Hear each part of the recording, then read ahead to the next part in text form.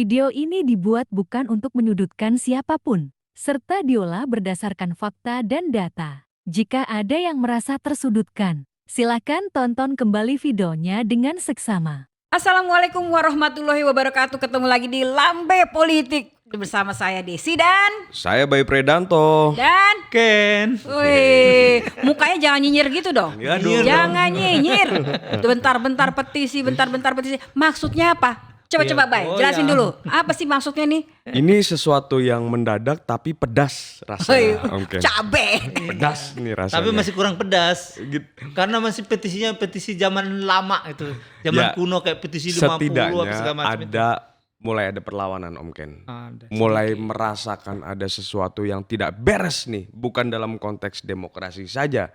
Tapi dalam konteks pemilu kita ini betul-betul pemilu yang kayaknya betul memang paling Ngomongnya brutal sambil mikir gitu. ya. Iya, Takut-takut tapi- ngomong ya. Ya, Tapi kalau Takut ngomong. Jokowi itu Kita belum nyiapin petisi soalnya.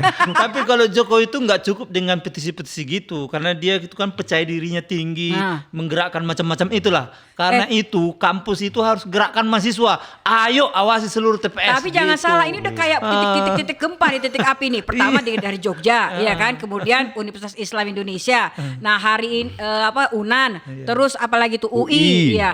Semuanya kayaknya bentar lagi juga sebelum Iya, minggu tapi tenang nggak berakhir. cukup hanya petisi, harus gerakkan mahasiswanya. Ayo seluruh mahasiswa di kampus, misalnya UGM nih. Jangan tukang kompor dong. Jangan tukang kompor. Tiap TPS tuh awasin minimal 5 orang mahasiswa. Itu baru namanya gerakan. Bagaimana transisi 98 dulu itu mahasiswa ikut memantau. Tapi kan ngomong-ngomong, ini udah- kayaknya mantan aktivis nih. Tapi kan Aku udah belum ada tahu kalau dia udah mantan ada yang aktivis. tugas untuk mengawasi itu Om Ken. Loh, Ada ini Bawaslu memantau di sana. Minimal 5 mahasiswa awasin TPS. Karena gimana? Pemilih itu yang lebih dari sekadar mencoblos di TPS, Kayaknya- tapi melaporkan kalau ada pelanggaran. Itu berapa kali dijamin oleh pelanggaran aja undang-undang nggak pemilu. diapa-apain, itu penurunan spanduk, pencoretan spanduk, apa merobek spanduk, terus sudah gitu orang ASN segala macam, mana buktinya? Lagi Nina Bobo, lagi Jokowi ini timang-timang. nggak punya pengalaman gerakan mahasiswa, karena itu harus digerakkan mahasiswa biar Jokowi panik tuh. Pengawasannya yang kurang, Jadi kemana Bawaslu? Nah itu dia yang jadi kita pertanyaan. Yang menarik Kemana? tadi kan kalau disinggung Jokowi, Om Ken. Kita lihat responnya Jokowi ini kan adem, santai gitu ya. Ketika petisi itu makin masif, Jokowi hanya berkata, oh itulah hak demokrasi gitu. benar. Seakan-akan mengecilkan gitu kan. Terus Apa yang mesti menjadi gimana? nilai-nilai Kemana? petisi. Tapi sudah jelas nih, kemana? Pratikno itu kan mantan rektor UGM. Artinya ketika muncul dari UGM petisi, walaupun itu harus ada tindak Kampus lanjut, tertua itu. wah itu menunjukkan bahwa Pratikno ini nggak bisa kendalikan lagi. Atau Jokowi udah memperhitungkan Om Ken. Karena kalau petisi model begini kan, kalau kita ingat dulu ada demo penolakan revisi Undang-Undang KPK, kemudian pengesahan Undang-Undang Omnibus Law yang Omnibus saat Law, itu juga Ciptaker, terjadi ya. gejolak begitu. Bisa dikondisikan tuh Om Ken. Karena itu nggak cukup hanya petisi, harus bergerak masif. Apalagi kampus-kampus yang bisa, ya katakanlah misalnya mahasiswa Tapi yang nggak banyak ada gitu. sekarang udah lama ya nggak pernah Ya itu kayak yang dulu jadi lagi. pertanyaan. Dulu, Artinya bahwa presiden kampus kan- merasa bahwa sudah ada pengalaman ketika ada gejolak di masyarakat, entah dari mahasiswa atau publik manapun gitu. Presiden sudah memperhitungkan, oh paling seginilah bisa kita ukur. Yang pada akhirnya isu itu aja hilang gitu. Nah itu yang menjadi kekhawatiran kita juga ketika mau proses pemilu muncul petisi-petisi, entah nanti ada gerakan atau tidak, tapi presiden sudah memperhitungkan, ya udah ntar hilang begitu. Habis Karena petisi, itu tidak cukup hanya habis petisi ada yang harus kehilangan ada nih. tindak lanjut. Ngomongin hilang, ada yang kehilangan. Dicari-cari nggak ketemu. Kemana tuh Bu Mensos? Ya Nah, itu dia. Kemana? Itu. Kenapa presiden tiba-tiba yang ujuk-ujuk ngasih-ngasih tuh bansos? Itu yang lagi rame. Makanya. Udah 2 minggu terakhir presiden ada di Jawa Tengah, Jogja dan sekitarnya bagi-bagi Ngasih bansos, tapi nggak ada tuh batang hidung Mensos Risma. Kemana? Tri Risma Soalnya ini. sekarang Menko Perekonomian dan Menko Perdagangan tuh kayaknya dilihat dari sisi ekonominya nih bansos ini. Padahal kan Ekonomi banyak politik. bencana kan banyak nih ya. Betul. Udah gitu kemana Ibu Mensos ya? Kemana? Itu Kemana?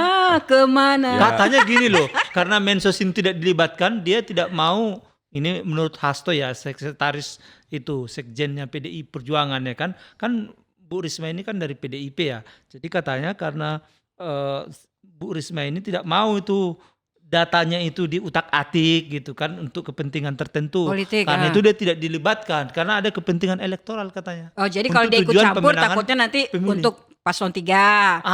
Itu Tapi dia. kalau presiden yang turun buat paslon Ya bisa aja ke 02 kan ada anaknya di situ Atau kan. Bu Risma ancang-ancang mau ngikutin Pak Mahfud MD juga kali Om Ken? Ya itu lebih bagus. Oh, kalau ada Dan kalau bisa juga kalau ada PDIP menteri ini yang mau berapa mundur aja lagi menteri-menteri dalam yang beberapa mundur aja hari kalau ini. tahu nggak Tapi berguna. udah isunya udah banyak ya.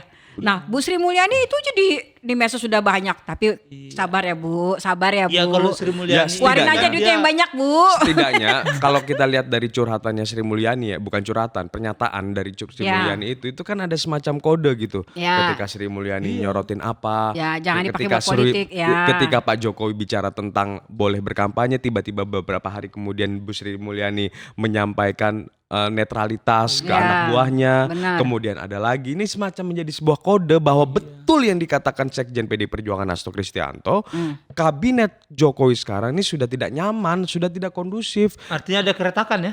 Ya pastilah, jelaslah. Oh, itu dia. Apa yang dilakukan oleh Mahfud MD pun itu kan juga menjadi simbol ada Ya, keretakan di sana. mundur, Dan ya. presiden, pertanyaannya adalah apakah presiden melakukan refleksi diri ketika di ujung masa jabatannya kok tiba-tiba ada Jawabannya menteriku EGP yang tuh mundur? emang gue pikirin.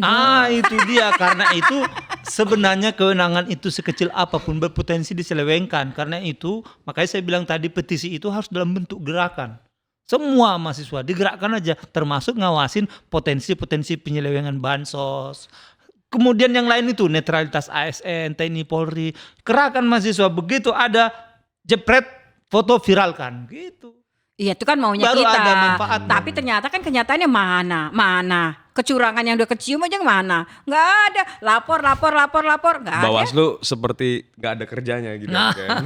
Apa udah ini kali dikasih permen? Ya tapi kebanyakan kan dikasih permen yang manis. Jangan dilihat hanya Bawaslu RI kabupaten kota, kan ada juga Panwas. Pokoknya dilaporin aja. Seperti nanti kalau Yang udah daerah kelihatan kenceng ini itu, masif, kan itu kan ada terstruktur sistematis masif atau TSM gitu ya. Kalau itu terbukti bisa diskualifikasi paslon. Tapi semua kayaknya lagi pada Kalau ini. terbukti. Tapi pertanyaannya sebentar lagi 2 minggu lagi nih Om Ken nih. Nggak nyampe, coblosan. mana nggak nyampe 2 minggu lagi. Justru serangan Fajar itu 12 kan hari. di hari-hari ini dia gelontorin macam-macam. Ntar itu. malam sebelum Ada pemilihan, sembako, serangan fajar. Ada uang. Harganya mahal loh sekarang. Nah, itu. Satu suara 750.000 di daerah. Wah, Ngeri kan? Ini Kalau untuk misalnya capres atau cawapres? teren renteng dari Atau- DPR RI, atau DPR, caleg? aduh. Iya kan kita juga lihat kemarin bisik-bisikin. Aduh gimana ini katanya. Harga semakin tinggi. Berapa? 1.200.000 renten katanya. Dari DPR RI, DPR ke provinsi sampai kabupaten.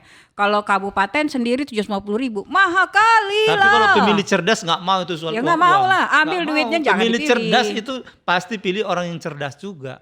Tapi asik juga tuh kemarin. Rame Pilih juga. yang cerdas dan religius itu. Oh. Iya. Makanya apapun yang dilakukan Jokowi ini, kalau rakyat ini bergerak, mahasiswa bergerak, awasin semua gerak-geriknya, yakin.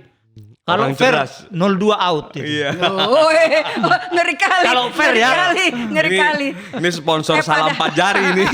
Tapi padahal ya, dari survei angka 02 itu selalu naik terus loh. Makanya tapi jangan lihat Sampai survei ya. 50% kemarin Jangan lihat terakhir kan? survei. Jangan sombong Gibran itu. Karena kalau fair pemilu ini kalah dia. Jangan sombong. Oh, ngeri kali. Kalau Emosional sudah banget. emosional. Ya udah, Emosional banget. ini kita kan mau persiapan nih besok nih, ya kan? Udah debat capres. Nah, yang debat terakhir. Ini ada berapa nih? 8 tema nih. Ini capres yang hadir nanti ya. Ya 3 capres. capres ya. Capres. Pakai joget nggak? Udah hilang Pakai jogetnya. joget atau pakai emosi. Gemoy udah hilang gemoy. Tapi katanya kalau lagi kampanye itu kalau udah nggak joget, udah nggak pakai emosi gitu berarti lagi kurang sehat badan Bapak. Oh gitu ya. Kata siapa? Itu kan ya Kok dengar-dengarnya kurang sehat ya? Katanya memang kurang sehat, tapi kubunya 02 ini kan selalu menepis dan mengklarifikasi bahwa Pak Prabowo sehat dan sebagainya. Kata begitu. sebelum masuk rumah sakit kemarin. Katanya hoax. Oh, hoax ya. Itu Ya udah, kalau harus dicek ngomongin lagi dong ya. Ya. ngomongin tema debat Tim realitas terakhir, itu ngecek itu. nggak jadi nih. Abis durasi ntar nih. Tema-tema debat besok nih, kesejahteraan sosial. Kira-kira dari 3 itu, ngomongin kesejahteraan sosial, siapa yang paling diuntungkan? Udah jelas Anies kan Bansos Plus. Bansos plus. Lewat itu Iya. Bansos biasa. Lah kan belum ada realisasinya. Ya kan sudah ada ini komponen ininya. angkanya juga. Oh udah ada. Loh katanya sampai kalau misalnya sekarang udah dibagi kata Bu Sri Mulyani nanti sampai bulan Oktober tidak ada lagi duit untuk yang dibagikan pada rakyat karena semua sudah diborong di depan. Nah itu dia ulah Jokowi itu, Aduh. manfaatin bansos itu. Ya, udah kalau kesejahteraan sosial oke kita menang di satu ya. Ya itu pendapatku, Mas Ya. Bayi kan belum. Bapak. Ya kalau kesejahteraan sosial ya realistis aja lah dengan porsi anggaran yang kita milikin gitu kan, masing-masing capres juga punya program yang harus direalisasikan kan, tentunya kan perlu ada hitung-hitungan anggaran lagi lah Iya. gitu. Kayaknya tiga-tiganya masih bisa dapat Ya. itu. Dapat poin lah tiga-tiganya. Betul. Jangan ini. Kan lihat yang lebih ini gitu Oke, kan. kita ngomong kebudayaan. Kebudayaan kira-kira siapa yang paling bisa unggul? Anies itu kan pernah jadi Menteri Kebudayaan, Pendidikan dan Kebudayaan. Ya rekam jejak lah, Mendikbud. rekam jejak Anies ya nggak bagus, nggak buruk-buruk amat ya, nggak jelek-jelek amat lah. Dan udah ada buktinya kan? Kalau dalam konteks kebudayaan kan ya banyak lah kegiatan-kegiatan pada saat dia menjadi Kemendikbud itu. Kayaknya 1-3 masih bagus ya kalau ngomong kebudayaan ya. Nah mungkin akan ada 1-3 akan kompak untuk nyerang 02 mungkin. Itu prediksi orang begitu.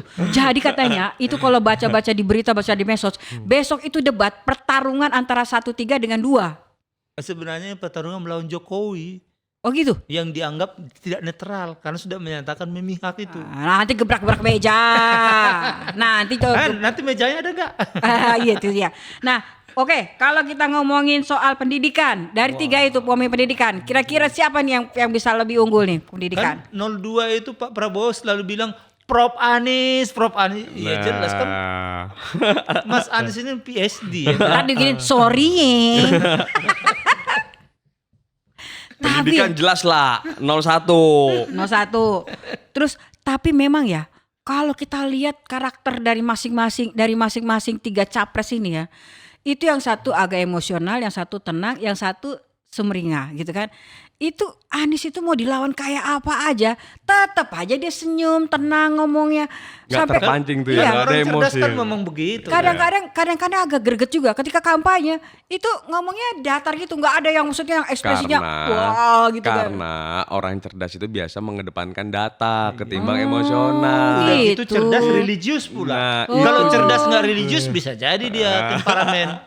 Tapi Iya. katanya banyak yang ketakutan agama lain kalau misalnya yang naik 01. Ah, itu kan katanya. Buktinya PKB kurang apa PKB nasionalismenya dari segi religius nasionalis. Ngomongin soal Ada gereja PKB, juga ada berapa PKS, yang ada di Bogor Nasdem. yang di Bogor akhirnya di Bogor apa di mana sih waktu itu yang beberapa Bogor izin kan gereja. wilayah DKI. Oh, iya, Yang di wilayah mana? DKI itu ada yang udah 40-50 tahun izin gereja nggak terbit. Masa Anies itu terbit? Tapi pas ditanya itu viral loh itu di medsos ditanya itu ketemuan Ini sama yang ngomong orang gereja yang Imlek tuh. Jangan sampai lu dibilang gereja murtad lu.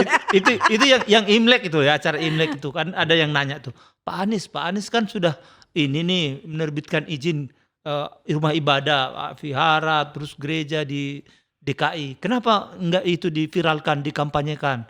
Apa kata Mas Anies? Dia bilang gini, bahwa itu sudah menjadi tugas saya. Kenapa nggak diviralkan ya? Ya tapi memang itu sudah tugas saya sebagai pemerintah harus membuat kesetaraan dan kesempatan yang sama. Itulah keadilan. Kan itu kata dia. Nah, iya. oke, kalau saya dituduh sebagai ini ada garis keras di sana dan macam-macam, lebih baik saya dituduh jahat padahal baik daripada dianggap baik padahal jahat gitu. Nyindir siapa tuh? Nyindir itu siapa dia. tuh? Ya udah kita ngomongin ini teh. viral loh itu, bukan saya Bang, ngomong. Ini ada satu lagi nih pengalamannya dari Anies kalau kita ingat pada saat dia menjadi gubernur DKI Jakarta, bagaimana kebijakan dia menutup atau menertibkan tempat-tempat hiburan malam. Nah, ini menjadi Alex itu.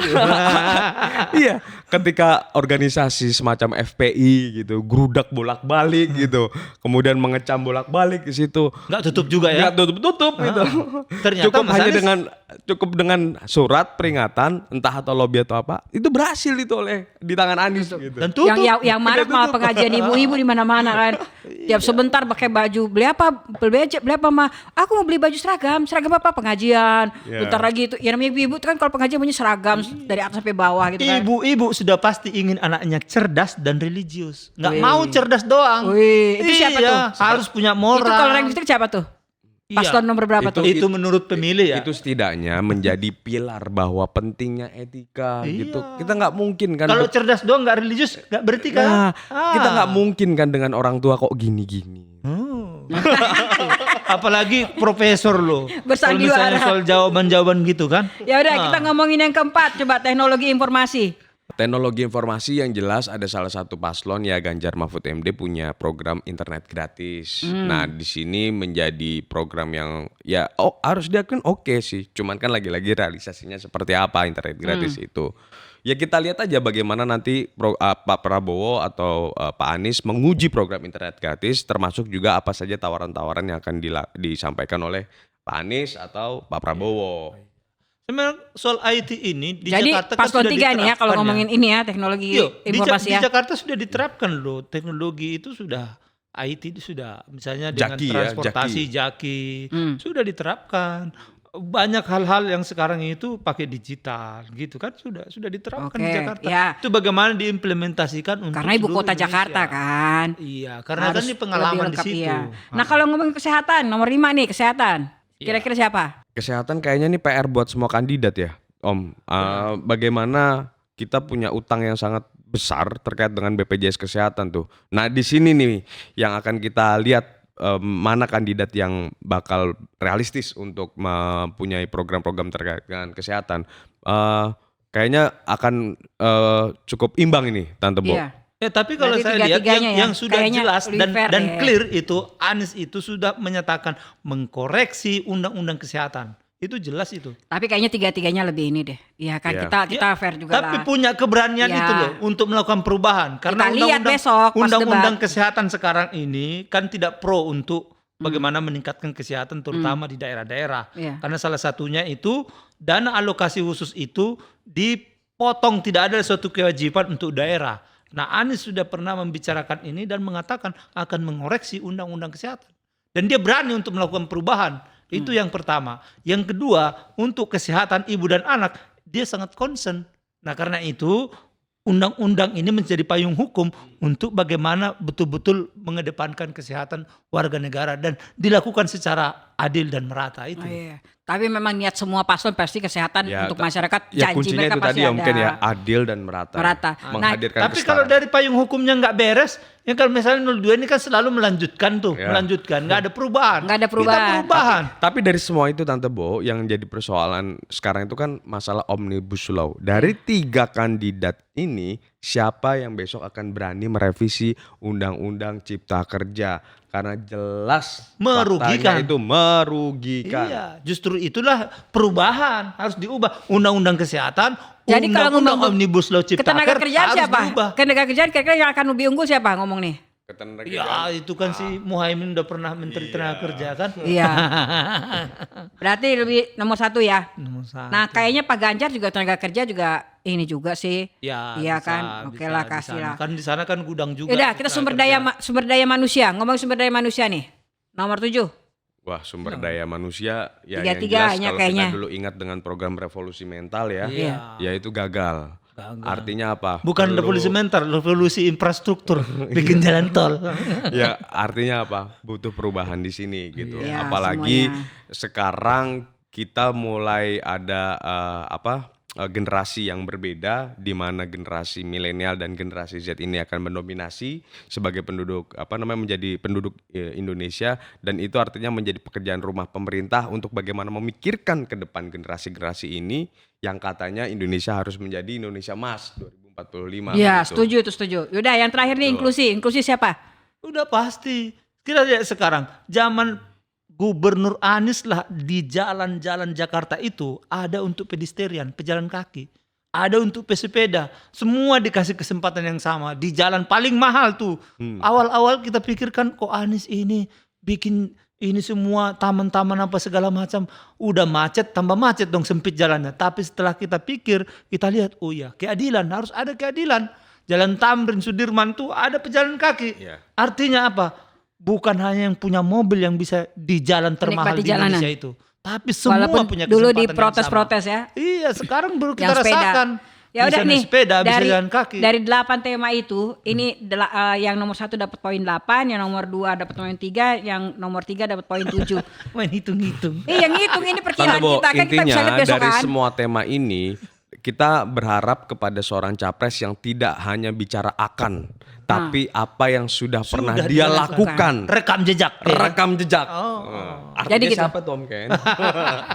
Tapi kan rekan jejak bukan sebagai presiden. Semuanya belum ada pengalaman jadi presiden. Benar, tapi kan dimulai dari ini. Ya kalau Pak Ganjar juga punya rekam jejak jadi gubernur. Ya iya, juga. artinya tema-tema ini berkaitan dengan mereka yang sudah pernah melakukan terkait dengan pendidikan, kesehatan, ketenagakerjaan, sumber daya manusia. Yang jelas ngomongnya siapa? Ya udah, ntar aja lihat hari Minggu. Ya udah deh. Ya daripada jangan lupa ribut-ribut. ikut nonton juga, kasih komen juga di Lambe Politik gitu dong. Iya. Kan kita udah komentarin nih. Komentarnya. Ya ayolah komentari juga. Nanti kan. dibilangnya katanya berat sebelah, Ya, kita kan mentang-mentang. profesional aja kan dan rasional aja melihatnya gitu. Ya udah, Objektif semakin lah. penasaran kita kan bagaimana debat besok, capres besok. Nah, sampai kita lihat gak bener gak nih prediksi kita bertiga nih. Kalau enggak, zong. Zong. Akhirnya wassalamualaikum warahmatullahi wabarakatuh. Sampai jumpa dan jangan lupa like dan subscribe.